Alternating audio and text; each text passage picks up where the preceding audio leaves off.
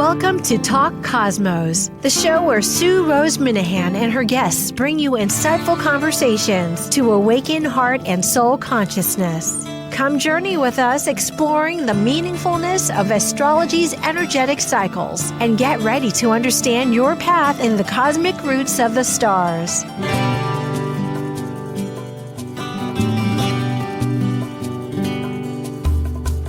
Hello everybody, I'm Sue Minahan. This is Talk Cosmos, and today is supposed to be June 14th. However, just in transparency, this month is a little wonky, but then when you start looking at all the aspects, it is a little bit fresh, new. And the point being that there's vacations, and so we're pre-recording. Not too much ahead, but still a little bit ahead in case something really comes up. But we are still talking in depth about the planets that stay on target, and that is the moon, the new moon in Gemini, and the full moon in Capricorn. It's another very insightful combination, clear thinking perhaps, that could be our best factor, and we'll find out. Amanda Pierce is about to join me, so thank you. We're ready now. Talk Cosmos explores the journey from the dark new moon to the full moon's blossomed brilliance. In this second week of the month, we look at the moon, our emotional anchor, as this personal planet weaves the past into the present through our memories, feelings, and habits. To decode this month's lunar beats shaping our world, let's meet the astrologers who will connect the moon's emotional story to our lives here on Earth. I'm Sue Rose Minahan, founder of Talk Cosmos since 2018. I'm an evolutionary astrologer, consultant, speaker, writer, vibrational astrology student, Dwarf Planet University graduate, Kepler Astrology Toastmasters Club charter member. I have a fine arts music degree plus a certificate in jazz. I'm an artist, musician, and certified color energy life coach. Especially, I love mythology and esoteric philosophies.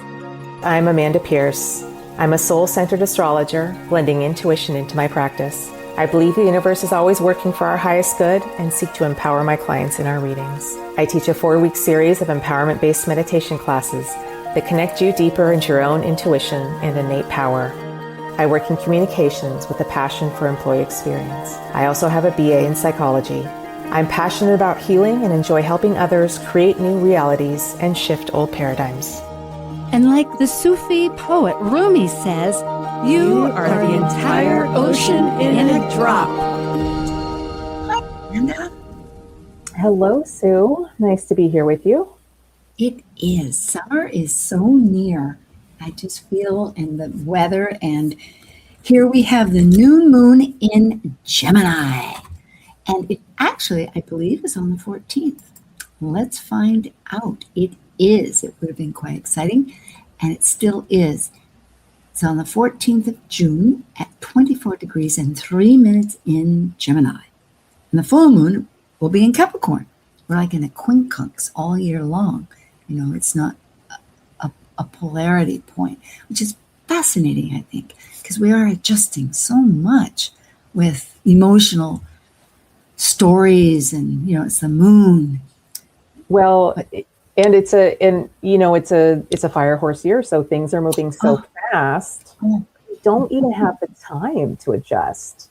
We're just like going through it, and the best we can do is really just kind of surrender to the process of it. That's a very good word, surrender. I agree with that. And in doing so, I'm learning to just let go a little bit of that South Node Virgo of wanting to fix it or worrying about whether it's enough. Just like, you know what, I think it's going to be okay. Yeah. Learning that it's really okay, you know, not to get on my case because maybe I didn't do this or that or something. Well, that full moon at 8 degrees early in the first decan in 15 minutes at Capricorn is going to be at the very end of the month. It's a packed period of time after the solstice, and we'll find out a couple of other really strong transits happening that are just on that day or the next day. So that's the 29th of June. We have the 14th and the 29th with the solstice right in between. The moon, love it, is out of bounds for both of them, and significantly 27 degrees and 58 minutes. That's almost 28 degrees because it has to be within 23. So it's like, approaching 5 degrees out. So if you look up at the sky, you'll see other planets in line, and then boink, there's the moon. It looks like it's on left field or something. Yeah. I like this out of bounds new moon in Gemini because the new moon being in Gemini, it's in the same sphere as Uranus. They're in the same sign together. And so it's this Uranus energy is electrifying anything that comes into its orbit. And so being with the moon out of bounds, it's not playing by the same rules that it typically does. So we can have like great big downloads come forward. Ooh, that sounds very empowering. I like that very much. We are on a couple of retrograde shadow paths. Uranus, which I learned, I had not really fully realized, that it at best has 3 days, which it did this year, that is totally out of shadow, but often just one. So it's definitely back in its shadow, meaning we're preparing for something, and it doesn't matter because Uranus is going to provide things at the moment when it does. And we'll just learn next time how to deal with it even more so. And then Pluto is retrograde, which it has been, will be all summer. So that's the outer planets that are happening. But Uranus actually goes retrograde in September. So in the fall, things will start shifting retrograde again. Oh, now why is it not? Aha, I have a monitor. I'm learning, folks. Okay, the Sabian symbol. Thank you. 25 degrees because it's always one more. Now, this was interesting. It's fun to look at the graphic first, but it's trimming a palm tree. And with that, it's this idea. She represents all the ideas and does it look good enough? It's not necessarily the she versus him, but it's that type of involvement. So a man trimming palms, and it's self-improvement, it's social appropriation. In other words, how does it fit with the culture around us? Otherwise, people would just let their trees. Well, except that the fronds, I'm sorry, I'm keep going. The fronds do fall, and they are heavy if they get very tall. Go ahead. Yeah, and this is the Sabian symbol for the new moon itself. So this moon in Gemini. And, with Gemini, there can just be so much information coming in. And I mentioned, it's in that sphere of Uranus and Gemini as well. So there is potential for a ton of information to be coming at us. And a man trimming palms symbol is kind of indicating that we're going to need to have some discernment around what information we allow in and what is worth kind of seeding this period, because the new moon is a seeding period, right? Yes. So we're mentally seeding this new phase for ourselves, and it's up to us to kind of discern what we want to take in and what we want to run with. It's empowering, isn't it? It just sounds excellent when you realize that you're not the victim. It's because you get to choose. So yeah, you're the hero of your own story, right? Yeah. This is a graphic, and it does indicate that the twins, Gemini Castor, the mortal, and immortal Pollux, are the Gemini twins. And over here, but the moon and Mercury are in a great, what they call mutual reception. And that's where each one is in its native natural sign, the other one. So there is some kind of understanding. And the way I was thinking of it is that Mercury is, Mercury is in Cancer. So she's excited about stories and telling ideas and creating the story. Whereas the moon in Gemini is, moons feel, they sense, they're compassionate and nurturing. And so they're feeling the story and really listening. Got ideas there on that? Yeah. I mean, it's a very, there's a strong feeling tone to this Gemini new moon phase, where the moon is supporting the emotions are supporting the thinking, and the thinking is supporting the emotions, and they're kind of just flowing together and supporting each other. And so look at what feels good in terms of the thoughts that are coming in. What is feeling good to you, and what are you drawn to, and maybe run with that. That's what Wayne Dyer says. He says, just get on the trolley and go, I'm feeling good, and go. Yeah. That's good, Amanda. Here's a chart, and it's all below. This is according to the East Coast, where we are one nation, and Canada too shares East Coast capital. And therefore, but it's all underneath. And amazingly, once again, the ascendant is 0 degrees Aquarius. I think last month we had one that caused some confusion with one show, but it because they were all 0 degrees, the angles. But here, so Pluto is right there in the first house, but there's quite a few conjunctions. Yeah, I mean, it's interesting that you mentioned the ascendant being in Aquarius, because that is, the modern ruler of that is Uranus. So again, Uranus is coming forward. It's a big piece around our thoughts and our thinking, and where we want to take that this coming month. And changing relationships, just looking at Juno, or contracts, changing, transmuting.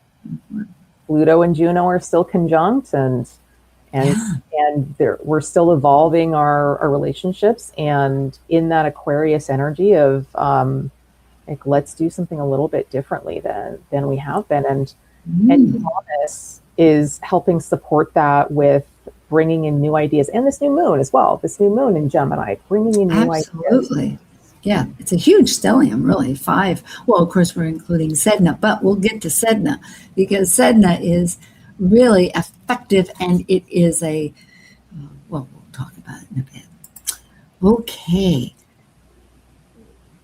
Well, right here, I guess we're going to talk about it now, because we have Uranus and Sedna square the nodes. I know that we talked about this last week with Jen Sachs, and I'm a little difficult keeping my itinerary straight, because, again, we're pre-recording for this vacation juncture, which actually is a great opportunity. I mean that in a positive way. When you have an assignment, it's just like life. Life is giving me an assignment. You do it, and then you get a gift later. You have that time that you get to use for something else. And besides that, you can learn, and I'm going off on this, I can learn better techniques, because you have to produce. So perhaps it's just do a bunch of the same thing rather than a little. It's like going to the grocery store. Go once in a while and get all your groceries. Don't go every day. Isn't that how you save money? It seems like that's and time. Here all the time. Yeah. Yeah. But here, go ahead. Yeah, and with Uranus square the nodes, it's we're moving away from the Virgo South Node, and we're moving towards the Pisces North Node. And the way to resolve this Uranus tension is to really kind of surrender to the mystical intelligence of the universe, and the kind of allowing your inner genius to come forward, and really flowing with it. Intuitive. It is. We're moving towards surrender, intuition, spiritual trust, and this idea of genius and spirituality. Those can work together very easily. They are not necessarily separate things. No. Here also, see, the green is a quincunx, so it is like as we're going to the North Node, which is unity, imagination, inclusivity, in the sense that I was reading an idea that it's and both, that Pisces is capable of not just absorbing necessarily, but handling both things, whereas some people are straight like a horse, straight ahead, but Pisces is no, that's okay, bring it in. But look at that value system, and Venus, which is what we attract in our desires and what we find is beautiful, and it's conjunct Jupiter, which makes everything big. But they're in different signs. But it's actually, it is Venus that is in conjunct, not Jupiter, come to think of it. So it's our values, I would think, as we're with Uranus. Well, and Venus has just moved into Leo, and sometimes Leo is a bit subjective, and it can't quite see the big picture. And that's where it kind of there's a disconnect with that Pisces energy, and that's that quincunx where we're trying to adjust.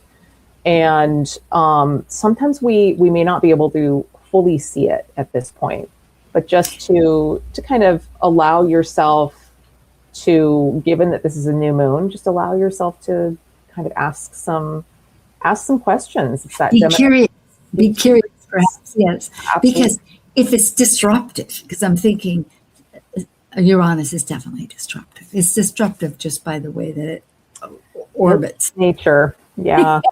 Yeah. It's his job. He needs to bring attention to what needs to be brought attention to. Yeah. Here we have Sedna. Now, I prepared this particular slide for one about vibrational astrology, but in astrology, like all conversations, there's a different angle to bring attention to. But Uranus, and they don't really connect that often, Amanda.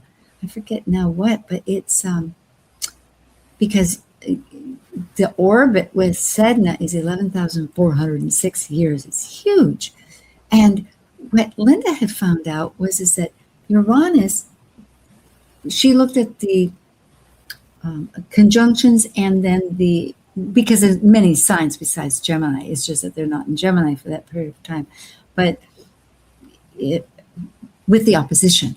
And it disrupts. Uranus totally disrupts and brings out all kinds of things from Sedna that is this perhaps deep reservoir of, because 11,000 years, it's a huge, just imagine what it's taken in since the Ice Age.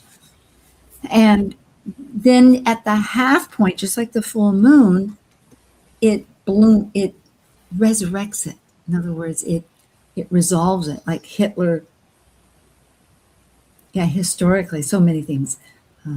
Hitler was in power in 1931, and then in 1975, those are the years, the EU was formed, and they wouldn't war against each other, which I think is phenomenal, because think of Europe. It's warred, it's been at war ever since Rome, or before Rome. With Alexander the Great, and before that, maybe Genghis Khan. It's that piece is amazing. Yeah, and Sedna is like like your slide says, it's that it's really ancient ancestral memory, and it's like this deep ocean memory. And we all can tune to that deep ocean memory. It's like when everyone's seen the image of the iceberg that's floating above the water, and then the majority of it is beneath. Yes, it's this deep unconscious knowledge that we have within ourselves, and are we going to go into the mythology of this? Okay, I'll continue, yes. And then here is the orbit. I know, I have a series, so thank you for leading us on. Yeah. This, as we can see, is the blue.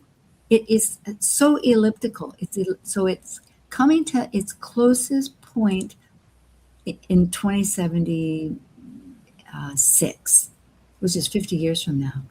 And the last time it was the closest was 11,000 years ago, which is because it's 11,400 cycle. And that's a little red dot. The yellow is the sun, the green are all the planets, and the purple, I believe, is Pluto. So you get an idea of the extremity. And besides that, it's also elliptical. I mean, it's also at an incline. Pluto always is, but Sedna, I believe, is more. So that's what we're dealing with. And here is, shall I begin it, or do you want to? Yeah, you go. Right okay. Ahead.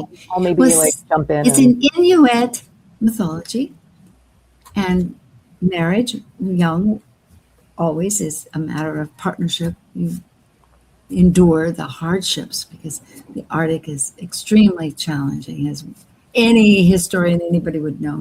The explorers that tried to make it and couldn't, but the Inuit have made, and also the Sunni over there in Norway, all those countries. She couldn't find a suitor. She finally did have one, and he took her away on the canoe, but it turned out that she was isolated.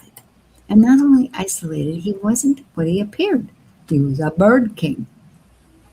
That song, The Bird, Bird, Bird, comes to mind. But at any rate, and it caused her just a lot of troubles because his way of eating wasn't her way of eating. She had scarcity. She was very unhappy, very alone, very isolated. It was just dreadful. Now, we have to remember, looking at this objectively, that ideas, birds represent ideas in spirit. So when you think of that, it has a deeper meaning. Well, she begged her father. Now, how she got a hold of her father, I don't know, because he wasn't on the island, but she got a hold of him, and she begged her father to save her, and he did. He came over in his canoe, but the Bird King found out, and he was very upset. All his friends out, and they just made havoc, and the waves were horrible. Well, the father, not such a good guy, threw the girl overboard. He didn't jump over to save her. No, he threw her over.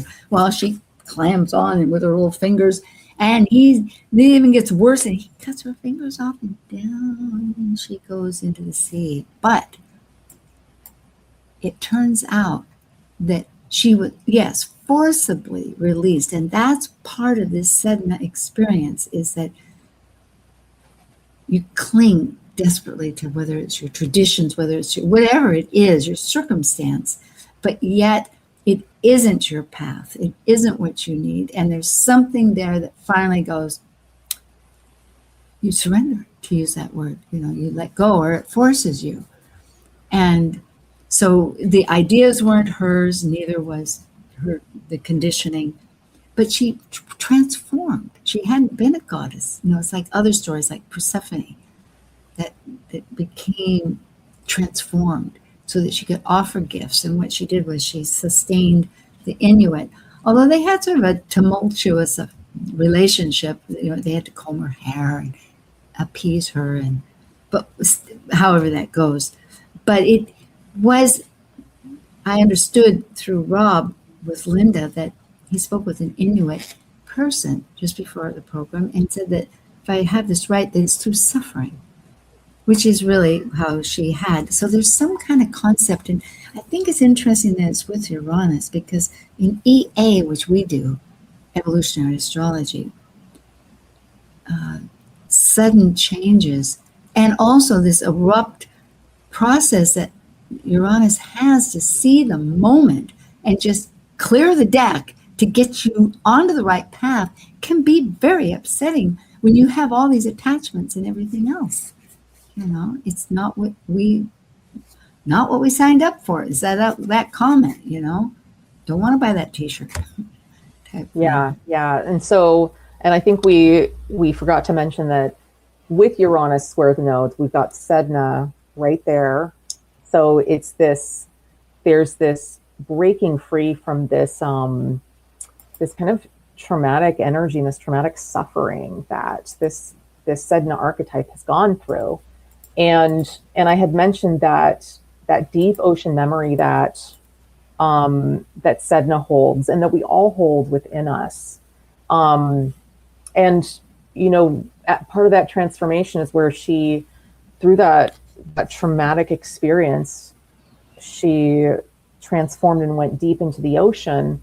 And that ocean is our unconscious, and she became the sea goddess there. And so we're kind of reclaiming, and Uranus is helping shake free some of this deep ocean memory for us, and this deep power that is in the sea within our unconscious for us. Yeah, beyond what we even can comprehend, isn't it? Yes. Goddess under the sea. It's like, what deep power do we have within us that is available, that is working its way toward the surface for us? And with that, with Uranus, both of them resolve through the North Node. So it's through that flow. And interestingly, the North Node in Pisces is the energy of the ocean. Absolutely. And so there's this just like flowing with that process and that system, and which isn't going to necessarily feel super comfortable, but the more we allow it, the more the insights are going to come in, especially in this.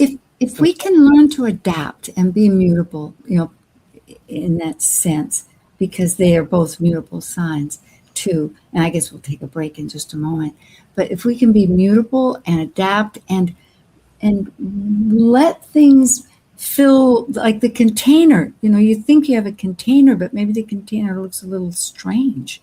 It's not what we thought it was. Will it hold the water? You know how or whatever.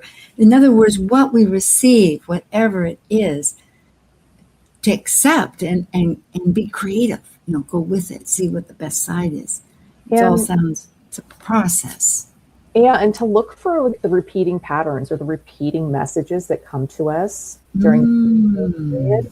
That's usually a sign of being in the flow, and like that's good information, which goes back to that Sabian symbol of a man trimming palms. Like, discern what is the right information to take in right now for yourself. Ooh, wonderful. We'll take a quick little getaway. You have a few moments here, but come right back because there is the full moon, and I'm with Amanda Pierce. Talk Cosmos today. Okay, we'll see you in a moment. Thanks. While we take a break from this week's edition of Talk Cosmos, let's take a look at this cycle's archetype. We are currently in the period of Gemini. By leaving a cycle based on physical form, integrated through spirit, the energy of Gemini connects spirit with matter, focused on communicating and defining the external. Gemini is a mutable air sign signifying flexibility. Gemini dually focuses upon teaching and learning in order to synthesize the world one lives within. Talk Cosmos ignites insightful conversations to awaken heart and soul consciousness with hour-long programs every Sunday at 1 p.m. Pacific on KKNW. Also available to watch live on the Talk Cosmos YouTube channel and Facebook page. While you're there, make sure you click their like and subscribe buttons so you get the full Talk Cosmos experience. You can listen to earlier podcasts since 2018, either on most podcast carriers or under the video tab on Talk Cosmos YouTube. To join our expedition and find out about upcoming programs, sign up for the newsletter at talkcosmos.com and launch your week into the cosmic wonder. This is Martha Norwalk. Every Sunday morning, beginning at 9 a.m., thanks in part to the Ananda Institute of Living Yoga, we cover the world of animals. This week, it's an encore presentation. We'll spend most of it with animals24-7.org. That means Merritt and Beth Clifton will join us to fill us in on all the stuff that's happening with animals around this country and the world. Hope you can join us. Martha Norwalk's Animal World, Sunday morning, 9 a.m. to noon, right here on Alternative Talk, AM 1150. Wherever you go, Alternative Talk 1150 is here for you. Okay, we are back again, and Amanda Pierce can be reached at amandamoonastrology@gmail.com, and at info at Talk Cosmos. And there's a whole slew of very fascinating ones if you're interested in the dwarf planets or with Chiron. Next week will be Chiron in Taurus, but there was this wonderful conjunction with Mars. And then, of course, the quite a bit about Uranus. And, oh, you know what? I just realized you haven't, never mind. I'm jumping. Anyway, time travel, that's what we do. That's what I talked about. Okay. Laura Tad created this moon journal, and it has pages and prompts and meditations involved, and it's open to start at any time. You can find that at her website, mythicsky.com. This full moon, same thing, out of bound moon. It's slightly down. The other one was 2758. It's gone down about 45 degrees. Yeah, because there's minutes, 45 minutes, because there's 60 minutes, 60 degree minutes in a, never mind, in a degree, yeah. Okay, let's go on. That's June 14th. You know, that's wrong. It's June 29th. I know we just talked about that. You're right. It is June 29th. All the details in life. Oh, dear. Well, okay. 8 degrees Capricorn full moon is out of bounds. It's square. Saturn and Neptune. This is a great graphic, Amanda. I like it. You did well. So anything you'd like to say? I don't think there's anything quite yet. We can, once we get to the chart.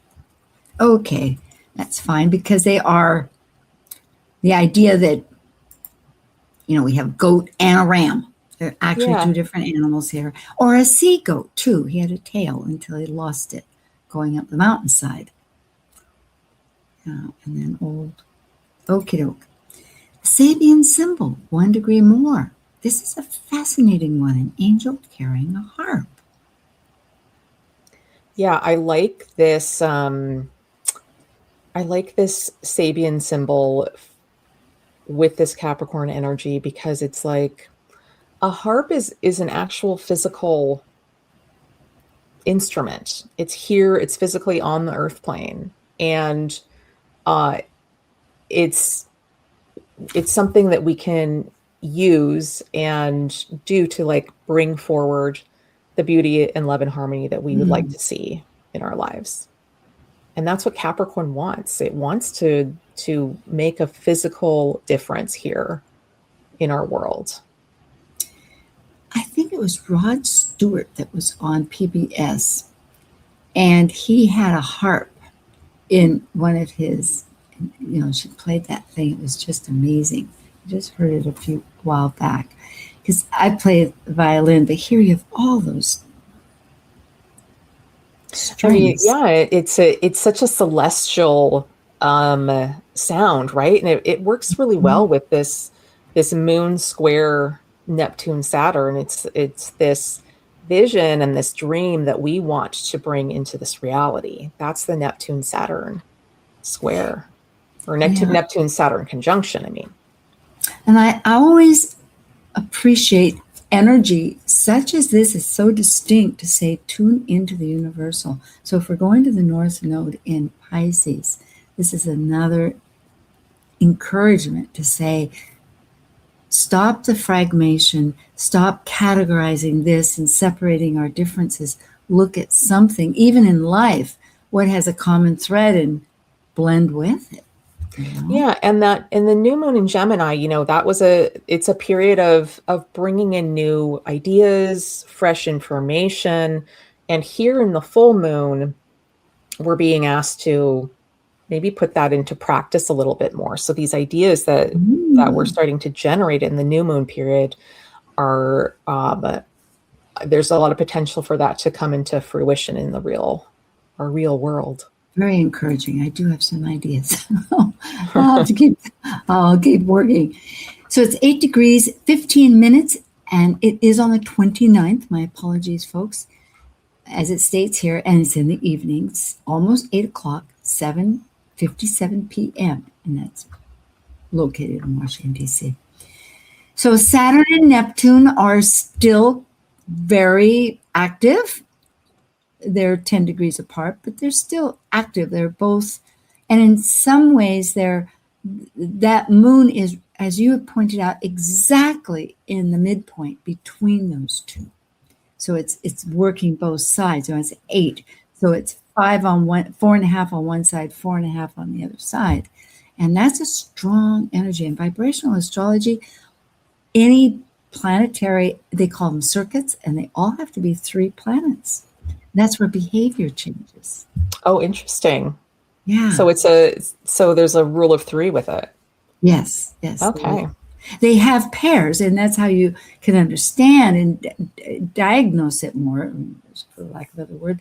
But it doesn't have any really connection unless there's like 3 that are combined. And they have certain ideas. It's either through trines, sextiles, or squares and oppositions. There are yeah, go ahead. I believe the Greeks thought of the number 3 as a number of completion because it is the first. It makes a triangle, which is the first complete structure that can be built with lines. And who was it? There was somebody, I just saw that 3, 6, 9 are their magic numbers. And at one time I went off on that. I get these little brainstorms. Oh yeah, and I figured it all out, and I have no idea what it indicated. But yes, 3s have always. Yeah. Well, and just this Saturn and Neptune conjunction and this moon square that midpoint to them. And a midpoint is it's the combined energy of the two. It's like a hinge. It's like a hinge. Yeah. And it works here and it works there. Yeah. And so this really brings us back to that Saturn-Neptune conjunction point, which was at the 0 degrees of Aries, and this new dream that we are looking to birth for ourselves and create a structure for a new reality that is authentically correct for us. And this moon in Capricorn, the moon in Capricorn, it's ultra responsible. It wants to take care of things, and there can be a tendency to want to just be focused on, okay, well, I gotta take care of the bills, and I've got this to do, and this and this and this and this, and kind of push the dream aside.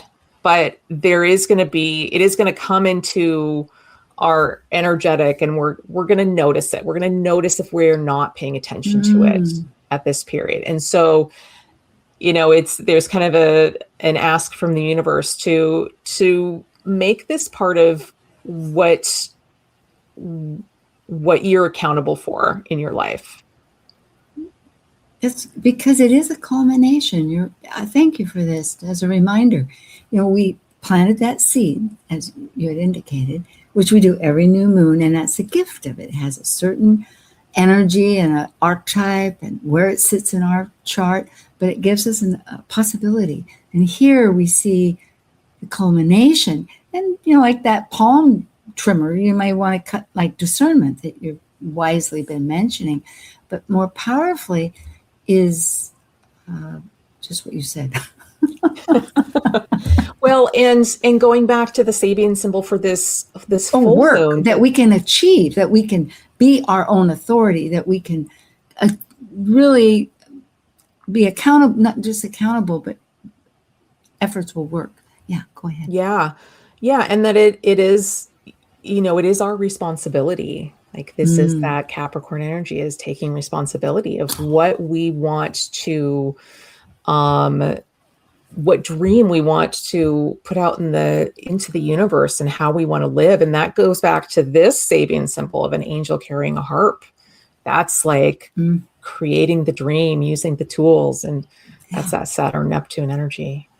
And again and again, it seems that the messages, because there are so many domino messages happening, Uranus went in Gemini, and there were special aspects before that. And this month now we'll find, we have Chiron ingressing Taurus the day after no, it's this day that it actually ingresses. And tomorrow, the next day, on the 30th, Jupiter goes into Cancer. So they're all at 0 degrees. It's like a fresh, open slate of energies, along with the other earlier, and the nodes still at their, because they go in reverse. So it's very energetically. Yeah. It's there's a lot shifting in this in the cosmos right now, or during this full moon period. And I love that you brought up Chiron being in Taurus, because I think that's a really big piece for us to look at. And after 8 years, pardon me for jumping, but yes, it's been in 8 years in Aries. So this is, of course, it'll only be there for a couple of months, and then it'll finally in 27 stay. But it is a big piece. Go ahead. Yes, it's our first taste of the Chiron in Taurus energy. And then it moves out September 17th back into Aries, and then it will be back for the majority of its stay in April of next year. And what I love, and we will talk about this with Tracy Quinlan from Canada. She does acutonics, and that's with Laura Tadniks. In 2 weeks, actually. But it's abundance and scarcity, self-worth and value. And I was thinking here, for 8 years, we finally decided, I think each one of us, and collectively as a nation, because that's where our Chiron is too, and it's in Aries as a nation, that yes, it is good and fine and wonderful to be oneself. Actually, I keep saying Talk Cosmos has been on for 8 years, but now, am I enough? Do I not, to not feel, to avoid, to shift that concept of lack, that worry of self and all. And that goes along with the South Node also. Well, yeah, and I think that's beautiful. And, when Chiron was in Aries, we were healing so much around survival.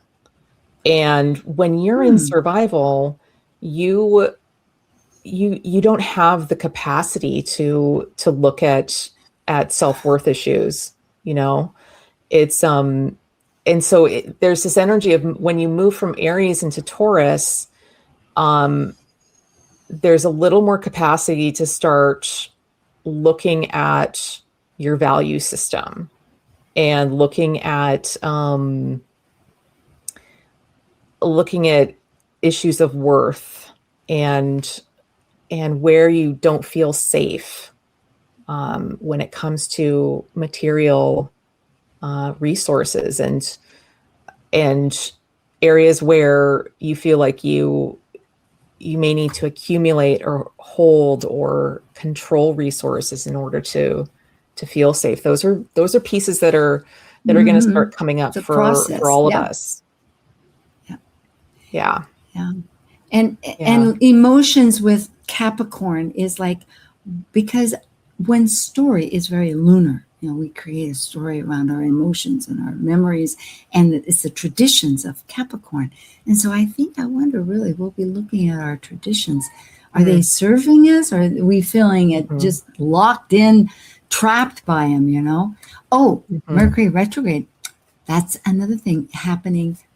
Perhaps I had said, and that's on the 29th, the same day as Chiron. So, and the full moon is station retrograde. So on the 30th is going to be Jupiter. And it's a water sign. We have all this air and fire, but this is where our attachments. What are we attached? What are we protecting? Does it need to be protected? Perhaps we've outgrown that need to be concerned about that. I'm going to bring up Uranus and Gemini again, because Yay. Go. This is just a month where that energy is just kind of going to be coming forward, and Mercury is kind of ruling this Uranus in Gemini, because Gemini is a Mercury ruled sign. So Mercury going retrograde there's going to be some space for us to digest a bit of like the Uranus and Gemini onslaught of information and data that's coming at us. So it's a time to really feel into it because of this Cancer energy, and so it may not be super a period of where we're super linear in our thinking, because Cancer is not, it's not linear energy. It's emotions. It's emotions, and it's kind of circular. Interconnected. Yeah. And well, remember in the first one on the 14th, Mercury and the Moon are mutual reception. So they're talking to each other. Now that's not the case for this one here. Yeah. But, and I had something else on my brain and it just went away. But it can be a very potent time during this particular retrograde because of that Uranus and Gemini. Energy. Cancer needs to process. That's what I'm thinking. It's always a constant. In some form, there's a natural, like a flower, or like the moon, that just naturally is going to get full and then wane and then become new. It never shifts. It's as standard as you can get.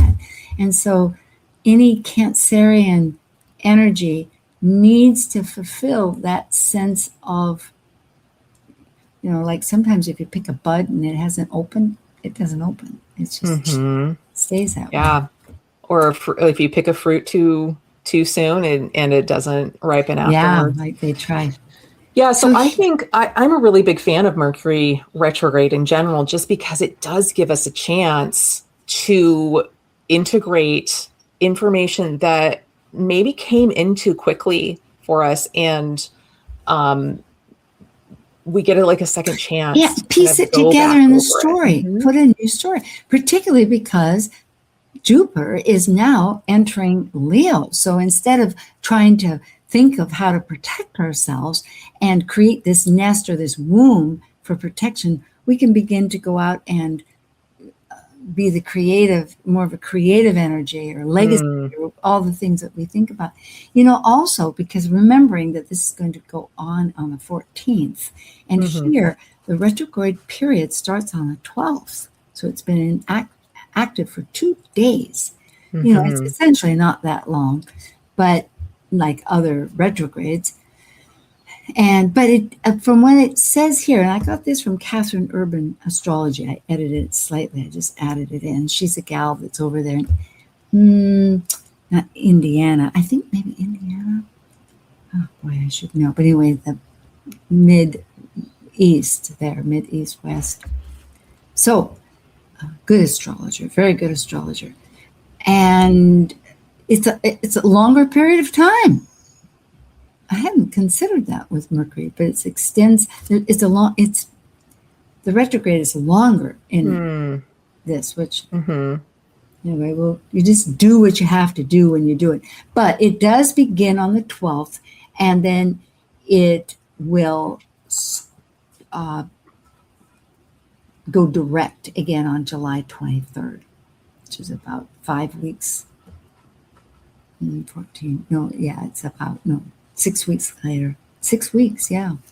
So it'll be retrograde. Okay. What a bunch of energies. We have Sedna that's changing and it's a big drama. Sedna doesn't just come in and say, okay, well, it can. Your fingers are gone. You got to do something different or become who you are.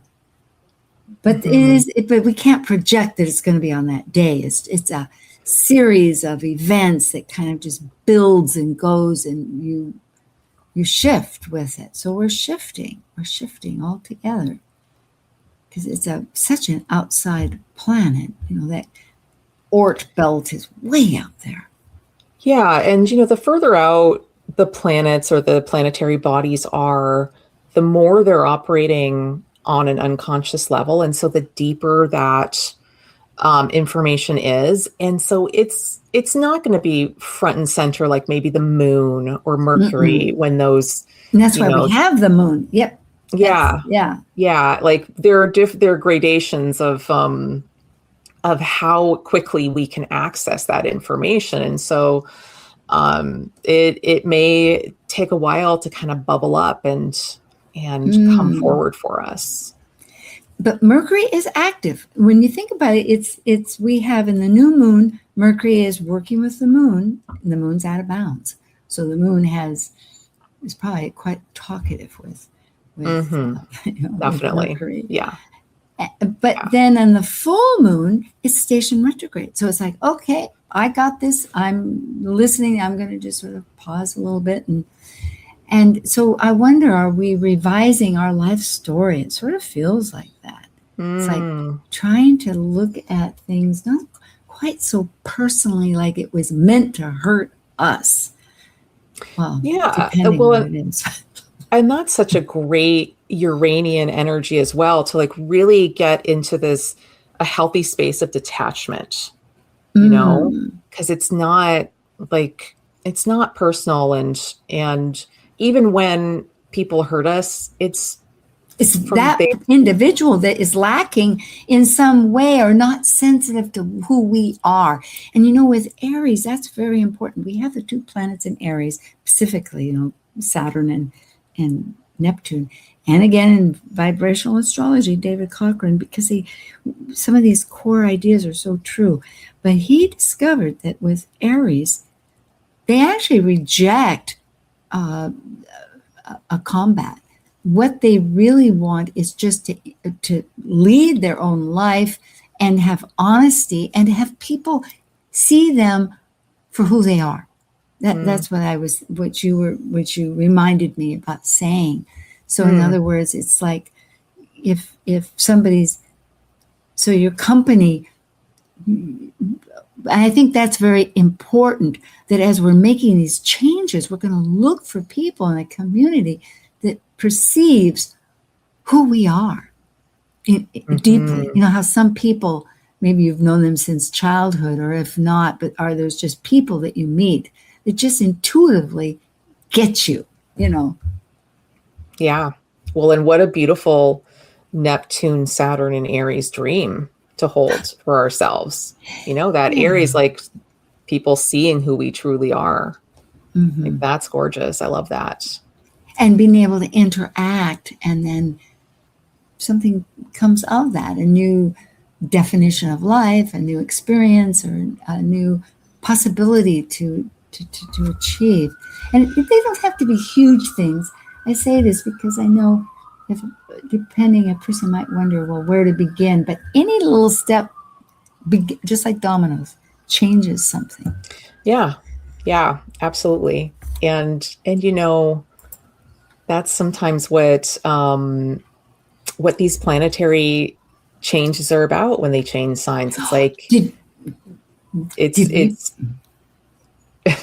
go ahead, Sue. Well, I'm looking at the chart. Remember, you wanted to talk about Mars and Uranus. And I waited till right now. Mars and Uranus. Oh, did I? Yeah. Sorry about that.